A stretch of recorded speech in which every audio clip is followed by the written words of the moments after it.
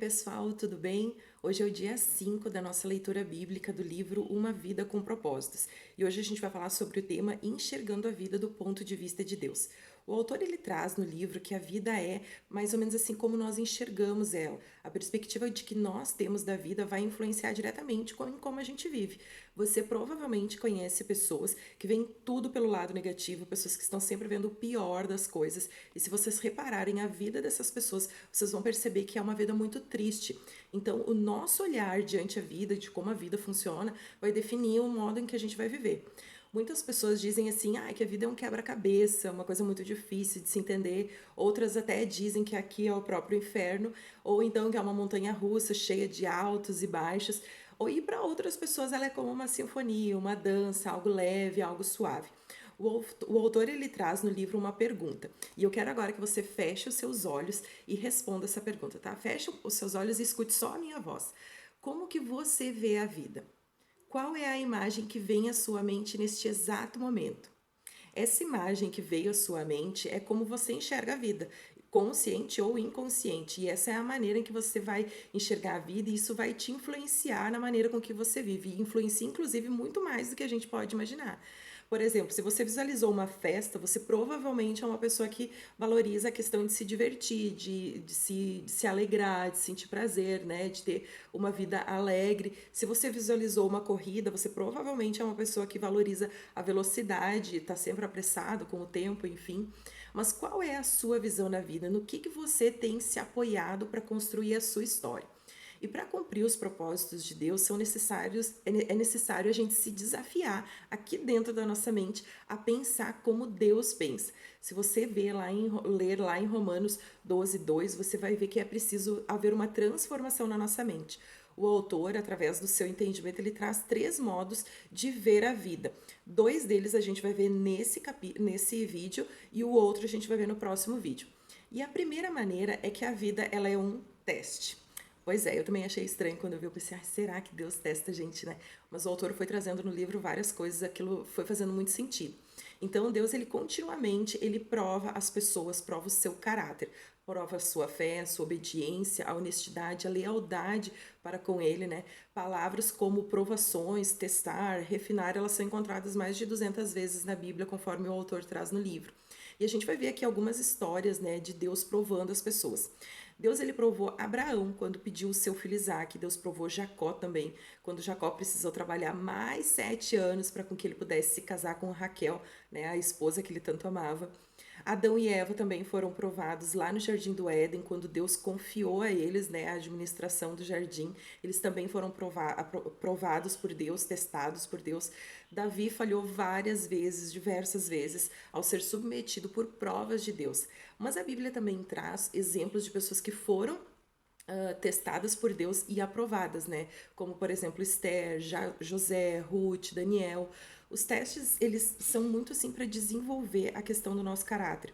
E o quanto que eles manifestam assim o caráter das pessoas, o que o teste nos traz em relação a isso. Na nossa vida, a gente vai estar sempre sendo testado. E Deus, ele observa as nossas reações, observa a minha reação, a sua reação diante aos problemas, ao sucesso, aos conflitos, às doenças e até mesmo às decepções que a gente passa. E eu vou dar um exemplo aqui de teste e de que Deus, ele realmente nos observa. Certa vez, uma pessoa, ela pediu para Deus, Deus, por favor, me dá paciência. E Deus, ok, Deus escutou a oração dela e disse, ok, eu vou te proporcionar momentos em que tu vai poder desenvolver a sua paciência. E Deus foi colocando essa pessoa em várias situações de estresse para com que ela pudesse desenvolver a sua paciência. Porém, cada vez mais essa pessoa ia ficando irritada. Então ela foi falar com Deus. Poxa, Deus, parece que só aparecem situações horríveis diante de mim, eu tipo de paciência, e muito pelo contrário, eu tô ficando cada vez mais irada. Então Deus explicou para ela de que ele não ia, né, resolver as coisas num passe de mágica e que era necessário haver uma transformação de dentro para fora, né? Se você leu antes ali Romanos 12, você pode perceber que precisa haver uma transformação dentro da nossa mente. A nossa mente precisa pensar como Deus pensa, para com que a gente possa realmente experimentar a boa, perfeita e agradável vontade de Deus. Então, isso é um tipo de teste, mas existem vários outros testes. A gente vai ser testado, por exemplo, quando a gente tiver grandes mudanças na nossa vida, quando a gente passar, assim, por... Sabe aquele tipo de problema, assim, que não parece não ter nenhum tipo de solução, ou quando Deus fica em silêncio nas nossas orações, ou então pior ainda, quando há tragédia sem sentido. Quando acontece alguma tragédia que não tem nenhum sentido, que não tem nenhum cabimento, realmente a gente é colocado à prova, né, para repensar muitas coisas. E um teste muito importante que a gente precisa passar é quando nós não sentimos a presença de Deus. Não sentimos que Ele está junto com a gente nesse momento difícil, quando a gente pensa que Deus nos abandonou. Mas a gente vai ver aqui um exemplo na Bíblia de um rei chamado Ezequias, que está lá em 2 Crônicas, no capítulo 32, no verso 31b, onde Deus simplesmente não ajudou Ezequias. Em algumas versões diz que inclusive Deus desamparou, mas a fim de prová-lo para ver o seu coração. Ezequias, ele desfrutava de uma profunda comunhão com Deus e num momento crucial da sua vida, num momento muito difícil, o Senhor o deixou só. Então, quando percebemos que a vida é um teste, nada mais vai passar diante de nós sem nenhum significado. Tudo vai ter um sentido, tudo vai ter um propósito e tudo vai contribuir para o desenvolvimento do propósito que Deus tem para nós. A boa notícia é que Deus quer com que a gente seja aprovado nesse teste da vida. Por isso, assim, jamais a gente deve pensar que Deus está nos dando um teste muito maior do que a gente pode realmente, seja capaz, assim, de suportar. Né, seja capaz de passar. Todos os testes que Deus nos dá, pode ter certeza, a graça dele é suficiente para com que faça da gente transpor aquele momento da nossa vida e a gente seja aprovado.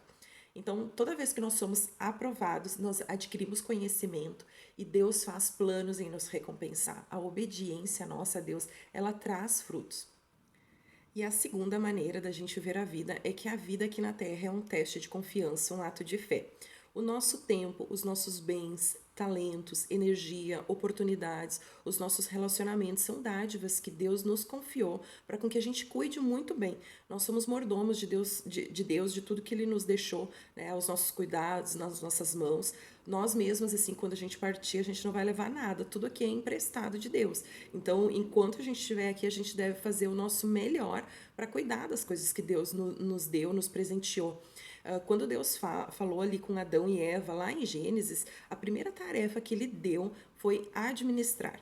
Ele confiou a Adão e Eva que eles seriam administradores da terra, administrar as coisas de Deus. E dessa função Deus jamais nos tirou a responsabilidade.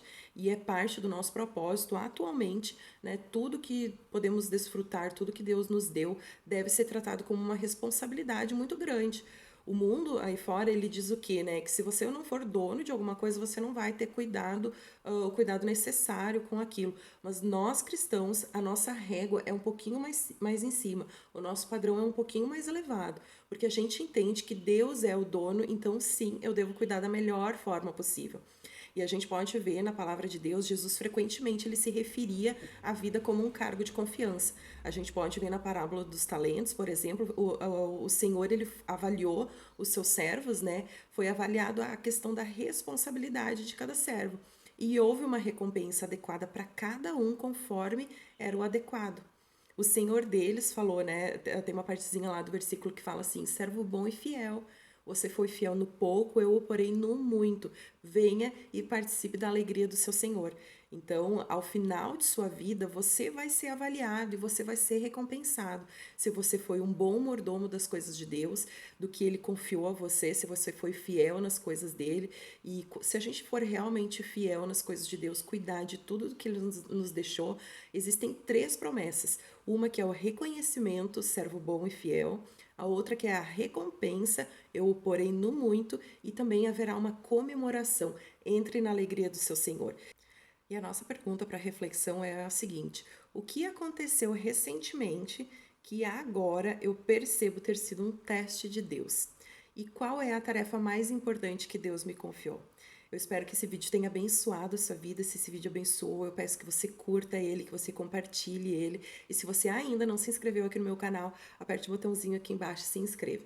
Certo? Um beijo, que Deus abençoe a todos.